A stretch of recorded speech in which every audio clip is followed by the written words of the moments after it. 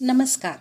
आइए जानते हैं श्रीमद् भगवद गीता के चौथे अध्याय से हमें जीवन के लिए क्या संदेश मिलता है। अध्याय 4, ज्ञान, कर्म और संन्यास। ज्ञान क्या है?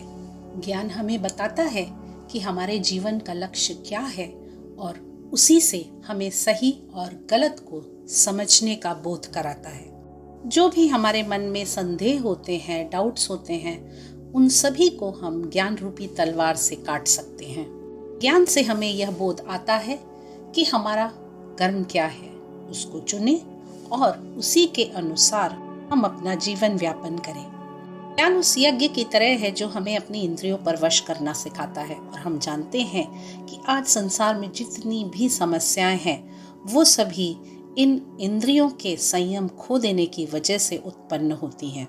एक विद्यार्थी यदि ज्ञान प्राप्त करना चाहता है तो उसके मन में विनम्रता होनी चाहिए और अपने गुरु के प्रति समर्पण, तभी उसको पूर्ण ज्ञान हासिल होगा जो सत्य है। हमारे जीवन में अच्छा और बुरा दोनों एक साथ चलते हैं, हम उनमें से चुन नहीं सकते, मगर हम ये जरूर तय कर सकते हैं कि हमारे जीवन में अच्छाई का अनुपात ज्यादा रहेगा या बुराई का अनुपात ज्यादा रहेगा।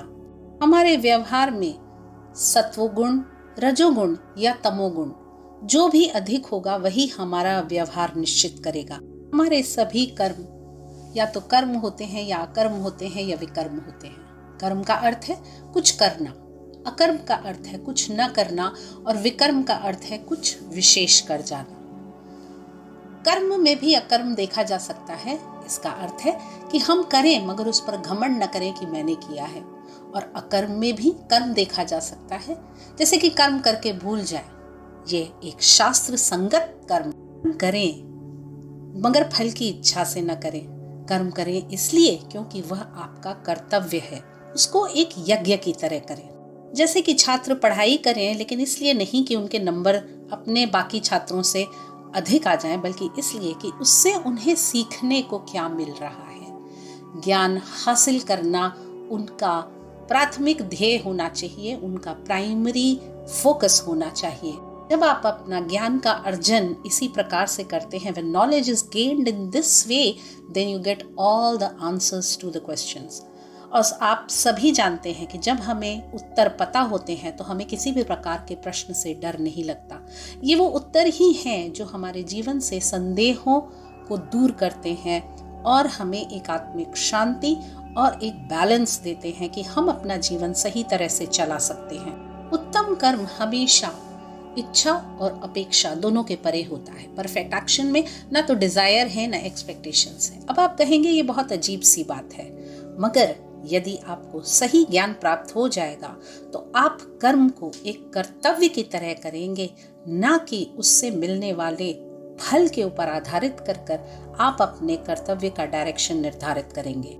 जब तक आप में समर्पण नहीं आएगा तब तक आपका कर्म एक यज्ञ की तरह नहीं हो सकता। आपको पूरी तरह से अपने आप को समर्पित कर देना है और जहाँ कहीं भी संदेह हो वहां जाकर गुरु की सेवा करके उनसे ज्ञान प्राप्त कर लेना चाहिए। आपके सारे संदेह दूर हो जाएंगे। संन्यास कोई ऐसी चीज नहीं है जो हम आमतौर पर सोचते हैं कि एक निश्चित उम्र के बाद जब व्यक्ति घर संसार छोड़ देता है तब वह संन्यास में प्रवेश कर जाता है।